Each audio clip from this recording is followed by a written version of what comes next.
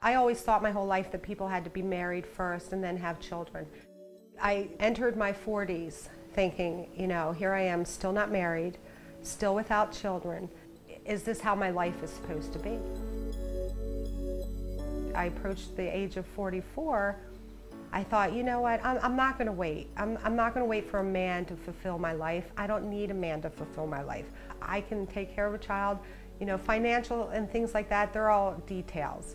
You know, the fact is I have a lot of love to give. I went to my doctor and I planned on having a child myself, and then found out that that was never going to be an option. When you are told that you have to have a total hysterectomy, then you think to yourself, oh my goodness, you know, I have no options. Now what am I going to do? And I really want a child. At first you think, you know, I do want to adopt a child. And then when you find out, you know, how difficult adoption is these days, it's unbelievable. I mean, the time and money that is spent and the problems that can go on with it. So when you find out that this is an option, embryo adoption, and you can go through this and it's an affordable option for people, you're amazed.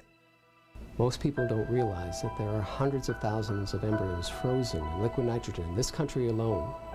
Thousands of them will either be destroyed or abandoned. My goal is to help create new families with them.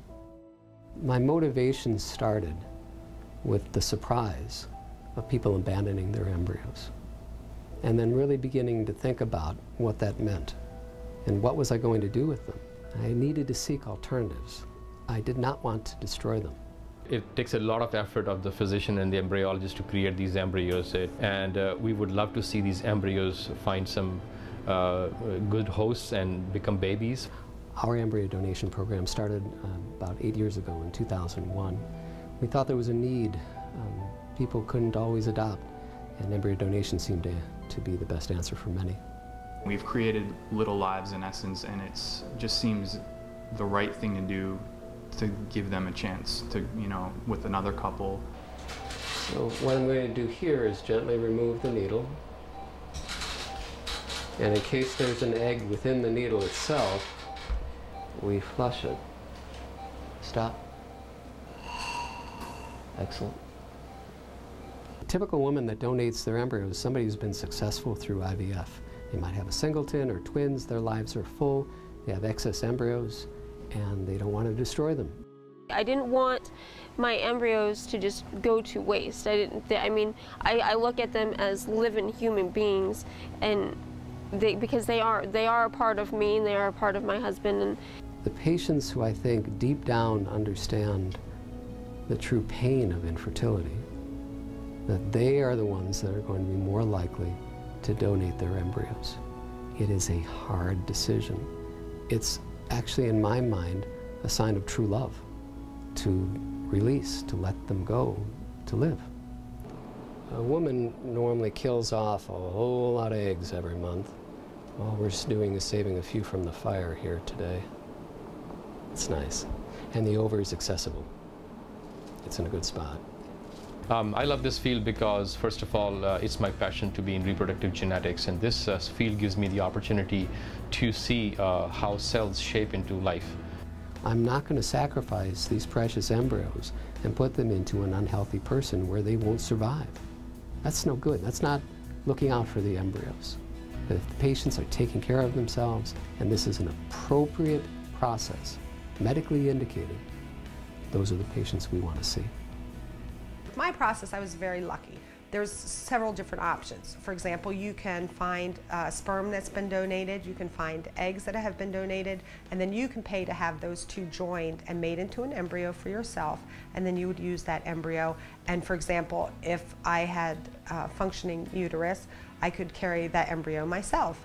I had to have an embryo donated to me, and you get on a waiting list for embryo donation.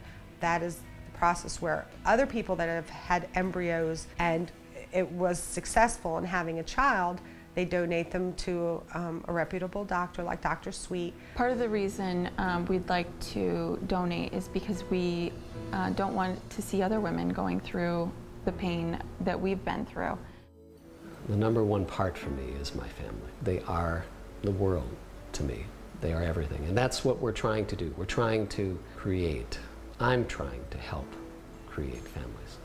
If I can do that one thing and and help at least one or maybe even two couples out with, you know, my 5 or 6 embryos, then I've done my job as a mother and as a human being. It would be painful to know that our embryos are sitting away in storage and they're these little lives that are just, you know, sitting in a freezer somewhere. And we want to give them every chance we possibly could, so. Right, as soon as possible. As soon as possible. First thing we try to do is to figure out why.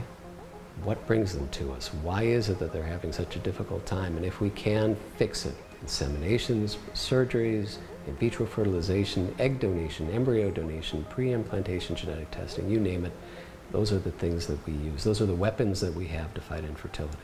I have a surrogate that's carrying my embryo for me, and I'm very blessed to have a friend like this.